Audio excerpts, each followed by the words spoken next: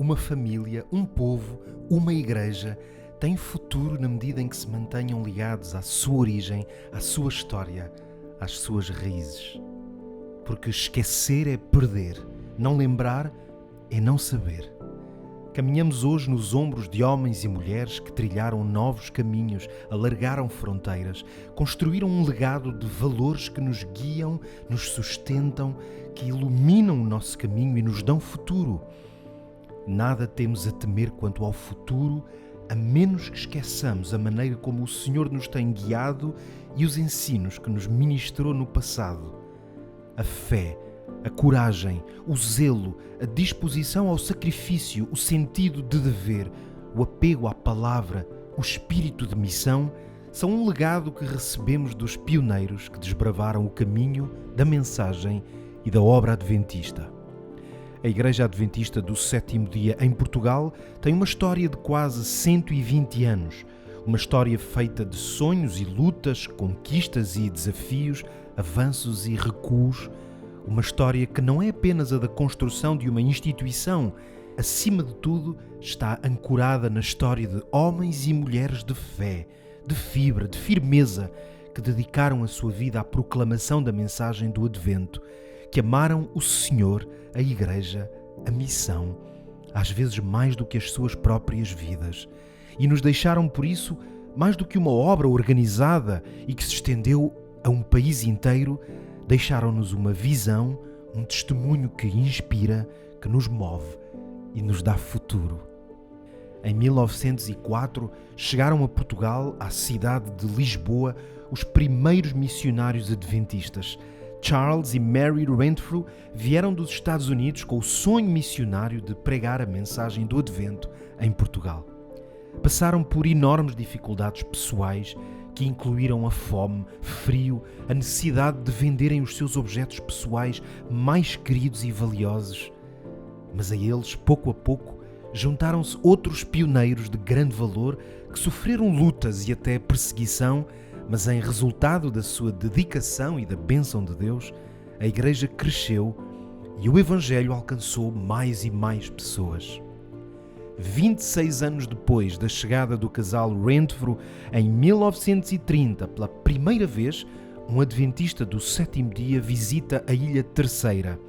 Seu nome, Joaquim dos Reis Vasco, que vem colportar à cidade de Angra do Heroísmo, onde conhece a senhora Maria Duarte e a sua filha, Maria Isabel, com quem viria a casar.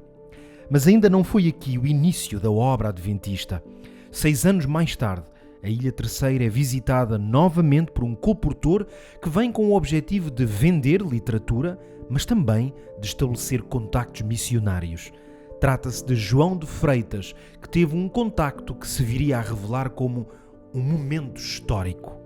Estamos em 1936.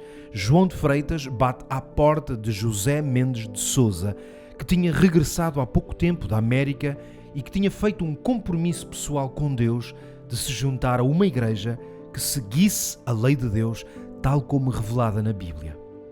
Quando fala com João de Freitas, José Mendes pergunta-lhe se existe uma igreja que guarda os mandamentos de Deus, incluindo o sábado, e da resposta a essa pergunta inicia-se a primeira classe bíblica sobre a mensagem adventista na Ilha Terceira.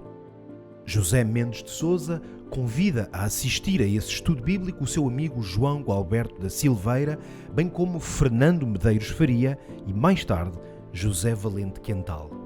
Assim, ainda em 1936, a Ilha Terceira é visitada pela primeira vez por um pastor adventista, Ernest Mansell, pioneiro da obra adventista na Ilha da Madeira, onde trabalhou de 1930 a 1934, e nos Açores, em São Miguel, onde começou a obra em 1934 e permaneceu até 1940.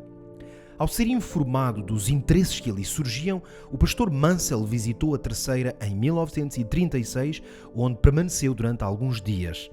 A classe bíblica funcionava agora em casa de Gualberto da Silveira, onde funcionou também a primeira escola sabatina.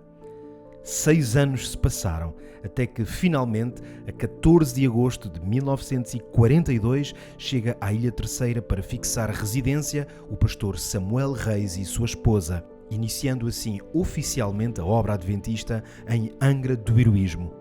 Apenas 16 dias depois foram batizados os primeiros adventistas terceirenses, João Gualberto e Margarida Silveira, José e Maria do Carmo Mendes de Sousa e Fernando Medeiros Faria e sua esposa. Foram batizados pelo pastor Manuel Lourinho, que dirigia nesta altura a obra adventista em São Miguel e que veio oficiar este momento histórico, no mesmo dia em que foi inaugurada a primeira sala de culto em Angra, na rua 5 de Outubro.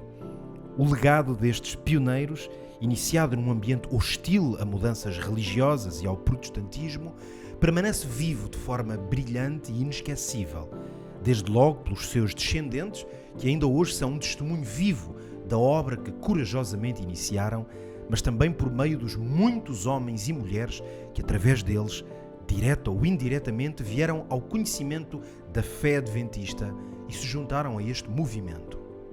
Ao olhar em frente, temos razões mais que suficientes para termos confiança, apesar das dificuldades.